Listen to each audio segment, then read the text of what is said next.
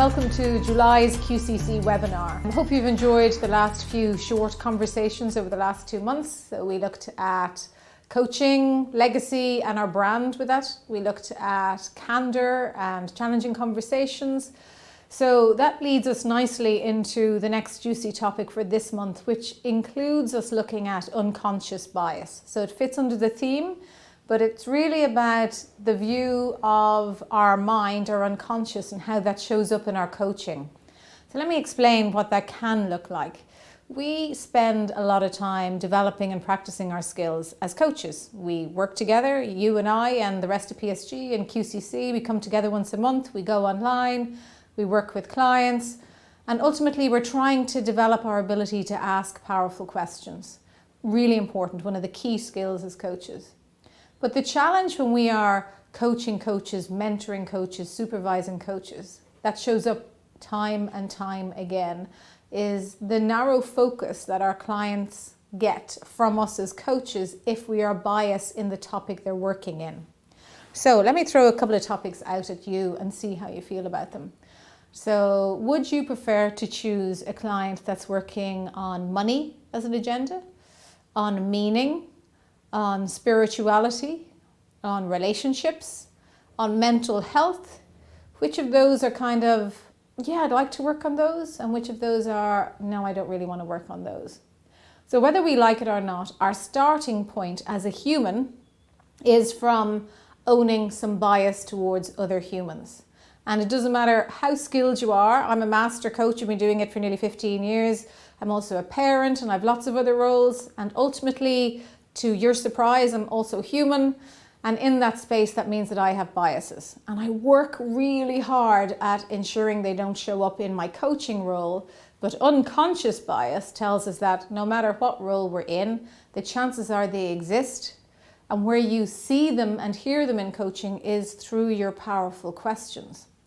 So when we are reviewing coaching and coaches and the work they do as part of our diploma and as part of us mentoring, what we notice is the questions that you ask your clients often take them away from their agenda because of your bias. So we call those shiny object biases. And what they are is they look like they are taking, through a powerful question, your client into new territory. They look like it's progressing them forward. It looks like you're testing them, but ultimately your level of bias is showing up in that question by asking them something to move them away from their full potential.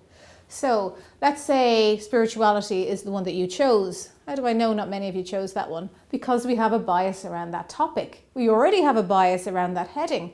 What do you think of spirituality? What do you think it is? When we talk to developing coaches, we know when we offer them topics and agendas to work on, only a few will choose that topic. And yet, spirituality is what we do as coaches. We develop the spirit of the human so they are able to go about their life being unique to them. We work on values, beliefs, purpose, success bank, the sense of who you are. We talk about mindfulness and being present, head and heart values. That's all the spirit of the unique who you are. And yet as a topic, where do you go in your head with that? You might attach it to school, you might attach it to religion, you might attach it to something that you don't want to mess with that person or challenge them on. So when your client introduces that word to you in coaching, you may try and direct them away from it because you have a bias, an attachment, a judgment, a feeling about it, a trigger around it. You may have read something about it, you might have seen something on telly about it, and so you are unconsciously avoiding the potential of that conversation with your client through your questions. So I'm asking you to be honest in the questions you're asking on behalf of your client and not on behalf of you. So let's think about how we test what those biases are.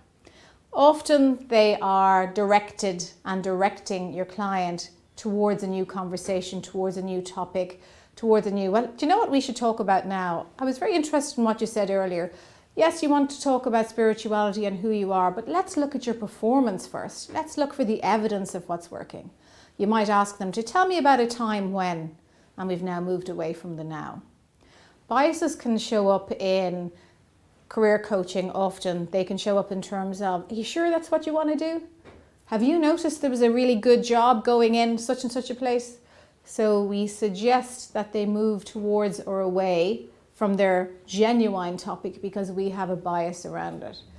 There are biases around so many things: gender, sexuality, size, colour, race, education, the type of car we drive, how many kids we have or don't have, what type of pet we have, is it a pedigree, what type of house you live in, where you live, the food you eat, whether you're eating clean food or where you buy your food. I mean, we are judging constantly.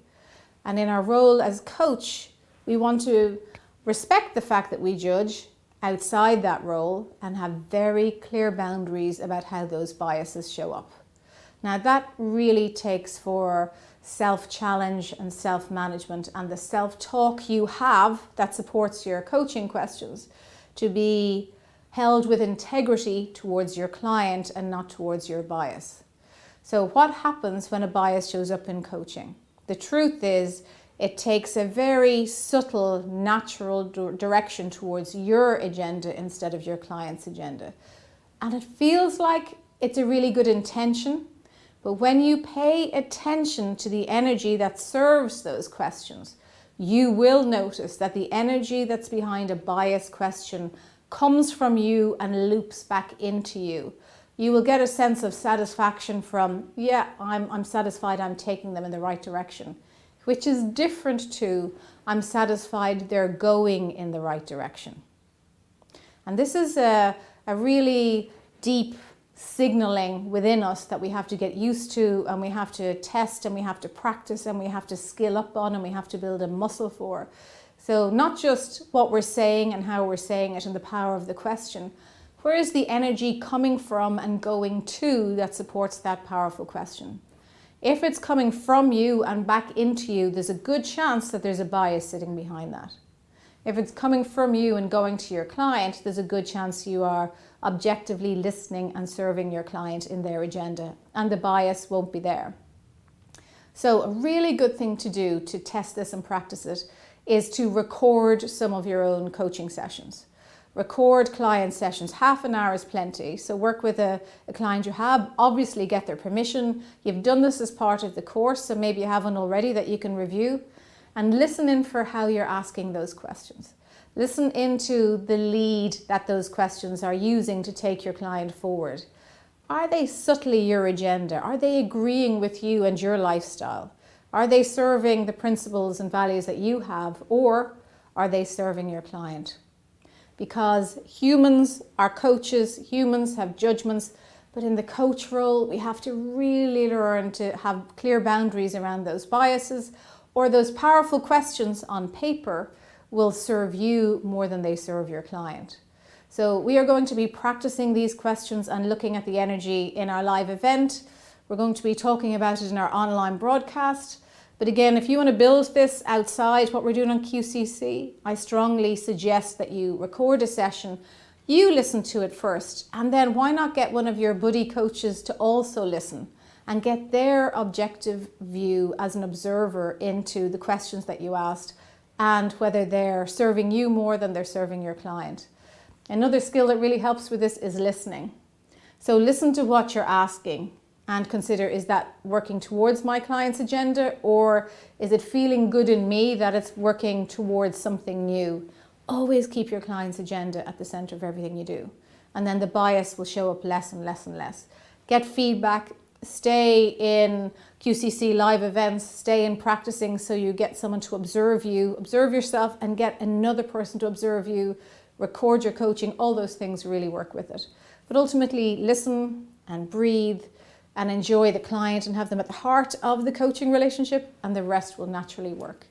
So enjoy your coaching, think about what you're asking, and we'll see you next month. Have a great July.